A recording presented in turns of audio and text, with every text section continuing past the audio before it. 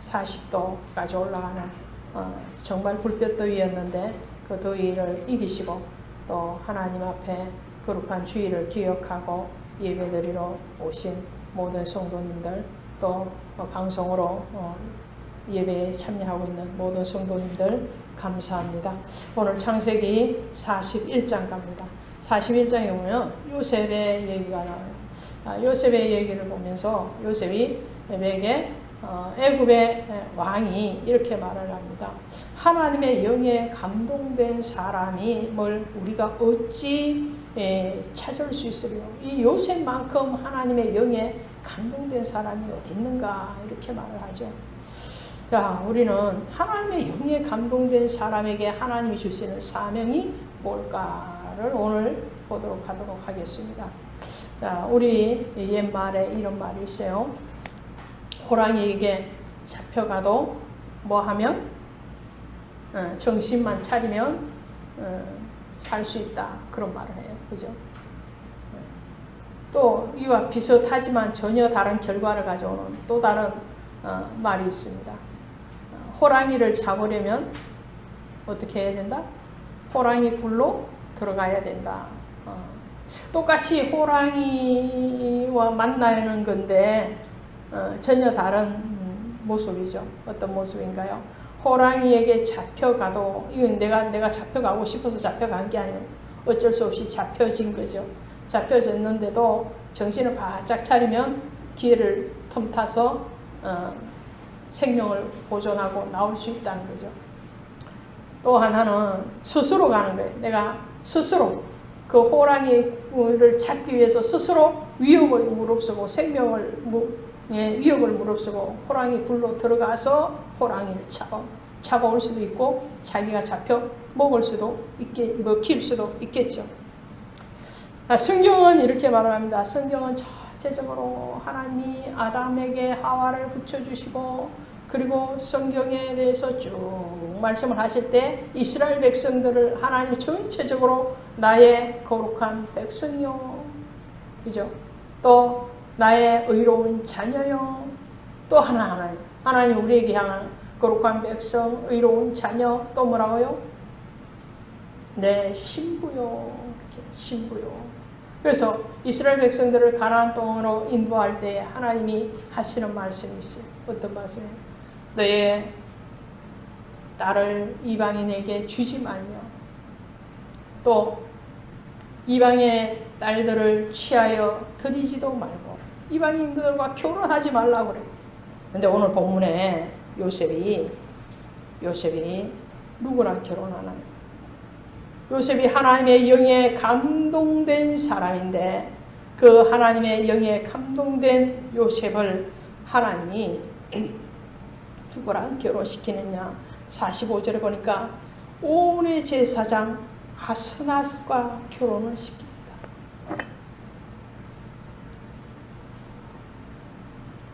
요셉의 인생을 보면 요셉은 17살에 형들의 미움을 받아서 누구를 통해서 형들이 누구에게 파느냐면 이스마엘 상인들에게 팝니다. 이스마엘이 누구예요? 야곱의 형이죠. 맞나? 아니잖아. 이삭의 형이잖아요. 그죠? 야곱의 형은 에스고 이삭의 이복형이 이스마엘이죠. 하나님의 아브라함의 자손이긴 하나 격가지죠. 격가지인 이 이스마엘 상인에게 요셉을 팝니다. 이스마엘 상인이 요셉을 돈 주고 사서 어디 가느냐면 애굽으로 가요. 애굽에 가서 누구에게 또 파느냐면은 미디안 상인들에게 또 팔아요. 팔리고 또 팔린 거예요. 요셉은 또 팔려서 그 다음에 그 미디안 상인들이 또 요셉을 누구에게 팔아요? 보디발 장군에게 파는 거예요. 그렇죠. 그러다가 기구하게 감옥에 가서 고생을 2년 동안 하다가 다시 추록이 되어지고 바로 왕 앞에 선 거예요. 근데 이 바로 왕이 이 요셉을 높여서 총리로 높여주는 것까지는 좋은데 그 총리뿐만 아니라 온 제사장의 딸을 데려다가 결혼을 시키죠. 요셉은 하나님의 영에 감동된 사람이었기 때문에 그가 이스마엘을 거쳐서 또 미디안을 거쳐서 애굽을 거쳐서 또 온 제사장의 딸과 결혼을 하기까지 그의 언약의 정체성을 잃어버리지 않습니다. 어쩌면 호랑이에게 잡혀간 상황일 수도 있고 호랑이를 잡으러 간 상황일 수도 있겠으나 지금까지는 잡혀간 상황입니다. 잡혀간 상황이었으나 요셉은 어떻게 했습니까? 요셉은 하나님과의 피로 맺은 언약에 대해서 기억합니다. 기억할 뿐만 아니라 앞으로의 요셉의 이 총리의 삶을 통해서 총리가 30세가 돼서 총리에 올랐는데 요셉이 긴 시간 동안 총리의 일을 하면서 이제는 잡혀간 상황에서 스스로 그 굴로 뛰어든 자로서 사명을 감당합니다. 그래서 그의 아들을 낳는데 오는 태양신을 섬기는 그런 족속들이 우상을 섬기는 족속들이 그 우상을 섬기는 온 제사장의 딸을 아내로 맞이했음에도 불구하고 두 아들을 낳았는데 누구를 낳습니까? 에브라임과 므낫셋을 낳습니다.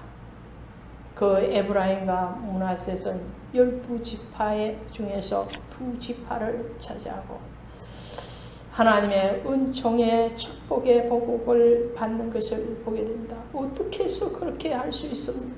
어떻게 해서?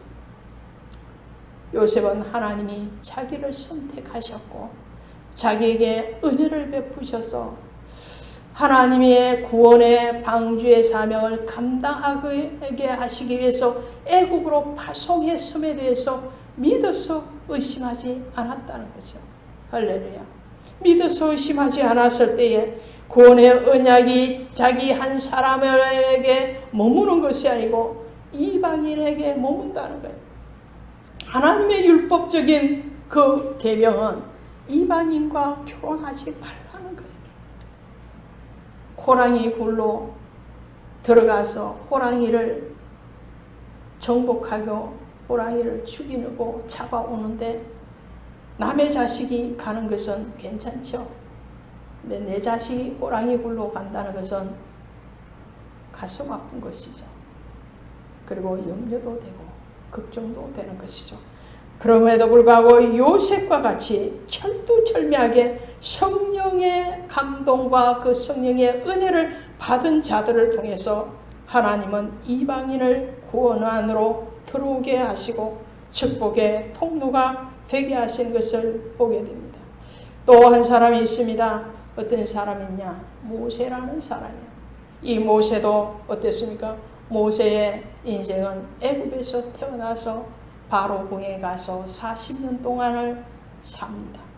40년 동안 애굽에서 정말 가장 귀한 왕자의 신분으로서 그가 배우는 최고의 학문을 다 받아들입니다. 다 배웠어요. 애굽의 모든 학술을 다 배웠다. 최고의 경제에 이르는 그런 학문을 배웠던 사람이 모세죠. 그리고 난 뒤에 하나님은 그 모세를 들어서 어디로 옮기냐? 애굽도 이방 땅입니다. 이스라엘 땅이 아니죠. 그런데 그 애굽 땅에서 미디안으로 다시 보내죠. 미디안으로 보내시는데 하필이면 누구의 집에? 미디안 제사장 이드로의 집이라고 했어요. 이드로의 제사장, 이방의 신을 섬기는 제사장의 집에 정말로 가장 강력한 영적인 싸움을 해야 되는 그곳으로 모세를 보내서 거기에서 40년 동안을 가장 낮은 자리에서 훈련받고 연단받게 합니다. 그리고 다시 80세가 되어서 하나님이 애굽이라는 땅으로 다시 돌이키시죠. 그리고는 내 백성 이스라엘 백성들을 구원해서 가나안 땅으로 인도하라는 하나님의 명령을 받습니다. 그 명령에 순종해서 모세가 아내 시보라와 아들을 데리고 광야길로 나오는 중에 하나님이 천사를 통해서 이 모세를 치시려고 하시죠. 그때 시보라가 하는 행동이 무엇이었어요? 그의 아들의 표피 할례를 행하고 그 표피를 모세에게 던지면서 이는 나의 피남편이라고 고백을 합니다.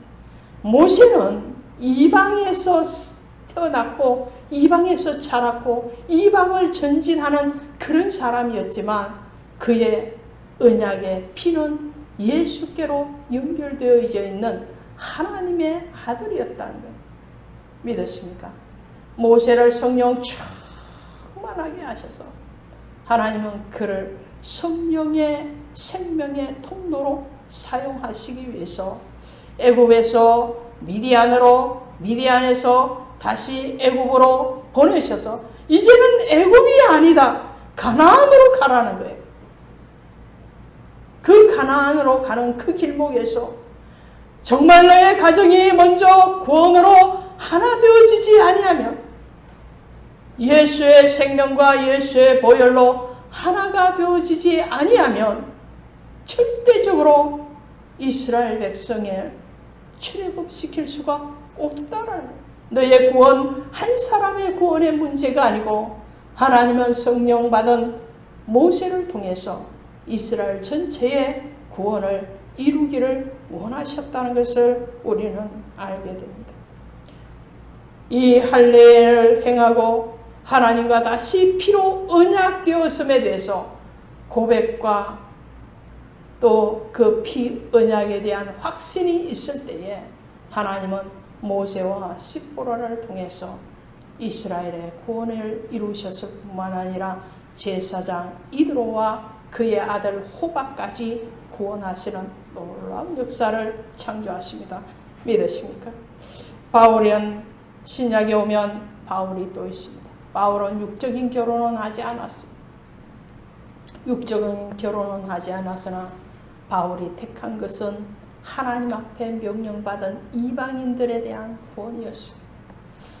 이는 이방인을 위하여서 택한 나의 사람이라고 예수님이 말씀하시고 그 바울을 이방인의 전도자로 세웠었는데 이방인의 전도로 갔는데 이 바울은 어땠습니까? 출생은 유대인임에도 불구하고 로마에서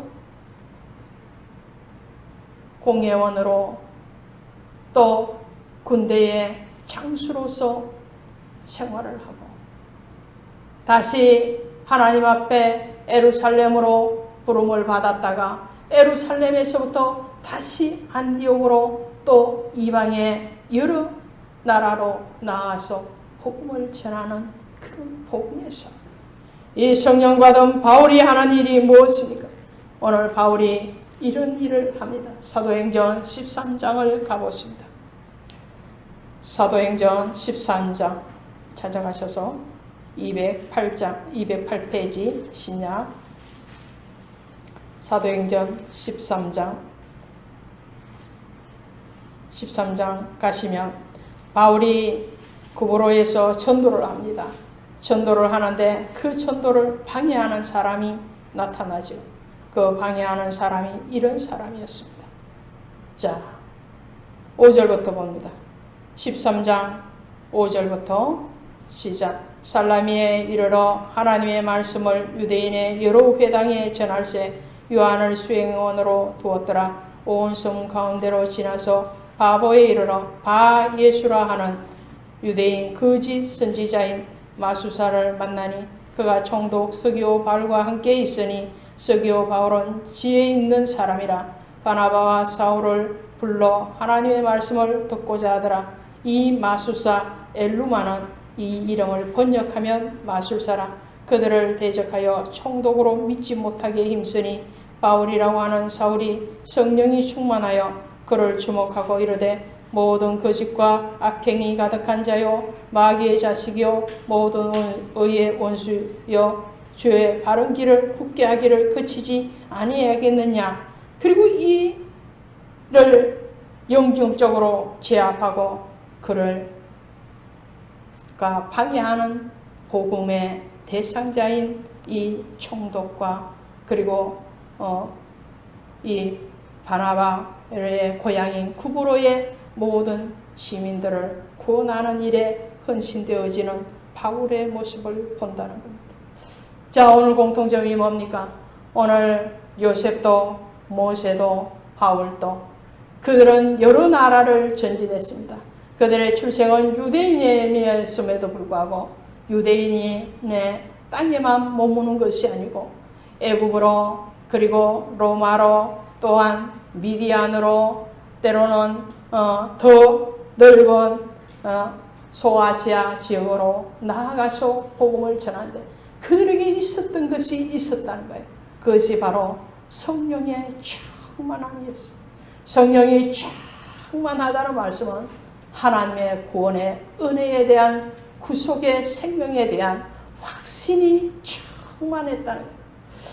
은혜가 충만하지 아니하고 믿음이 충만하지 아니하고는 절대로 그 호랑이 굴에 들어가서 그 호랑이를 잡아올 수가 없다는 거죠. 오히려 자기가 죽임을 당하고 맞다는 겁니다. 오늘 은혜가 충만한 그 자리에 있을 때에 하나님은 그를 통해서 이방의 구원까지도 허락하십니다. 예수님께서 성령이 충만할 때 그 예수님의 성령 충만함을 예수님이 요단에서 세례를 받았을 때에 성령이 비둘기같이 임하는 그 현상을 통해서 많은 사람들에게 보여주시죠. 그 충만하신 예수님께서 유대인뿐만 아니라 이방인의 구원을 위해서 우리를 택하시고 우리를 하나님의 자녀로 삼으셨습니다. 그렇다면 오늘 저희들이 받아야 될 것은 바로 성령 충만, 그 성령 충만함을 진리 안에서 충만함입니다. 믿었습니까? 진리 안에 있습니다. 오늘 바울이 이 마술사를 제압을 하죠. 성경은 마술사, 술사들에 해책합니다. 성경이 이렇게 말을 하고 있음에도 불구하고 많은 교회들이 자유주의 신앙 혹은 다원주의 신앙이 들어왔습니다. 그래서 여기도 신이 있고 저기도 신이 있고 어디든지 구원이 있다고 선포할 뿐만 아니라 목적이 있다, 구원에 있다면 어떠한 방법과 수단도 합당하다고 생각하는 그런 잘못된 생각들과 잘못된 거짓된 진리가 교회를 휩쓸고 있는 이때에 오늘 우리는 정말 바른 진리, 바른 말씀으로만 구원이 이루어짐을 오늘 우리가 깨닫고 그 언약 안에서 죄를 다스릴 뿐만 아니라 생명의 통로가 되어지는 저와 여러분이 되시기를 주 예수의 이름으로 축원드립니다. 기도합시다. 하나님 아버지 감사합니다. 오늘 영에 충만한 사람만이 아버지 자신의 구원뿐만 아니라 이방인의 구원을 할 수 있사온데 오늘 우리가 하나님이여 우리 자신의 구원에 대해서도 확신과 아버지 바른 진리가 세워지지 않는다면 하나님이여 어떻게 이방인을 구원할 수 있으며 어떻게 아버지 하나님이여 대적자들을 예수의 생명으로 인도할 수 있겠나이까. 오늘 이 자리에 앉은 모든 주의 사랑하는 자녀에게 먼저 성령 충만함을 주셔서 오늘 우리 자신의 구원을 넘어선 구원을 할 수 있는 축복과 언약의 통로가 되어질 수 있도록 은혜 베풀어 주시옵소서. 말씀에 반듯하게 바로 세워지게 하시옵소서. 거짓된 진리와 아버지 세상에서 아버지 하나님 유행한다고 하여서 또 교회에서 잘못 받아들인 그 방법의 문제에 대해서 아버지 혼돈이 일어나지 않도록 주님 우리에게 진리로 무장하게 하시고 하나님이 기뻐하시는 사람이 기뻐함이 아니라 하나님 앞에 기쁨이 되고 반듯함이 되는 저희 모든 등대교회 가족들과 또 이 땅의 모든 그리스도인들이 되어질 수 있도록 교회를 통하여서 진리를 선포하시옵소서. 예수 그리스도의 이름으로 간절히 감사하고 기도드렸사옵나이다. 아멘.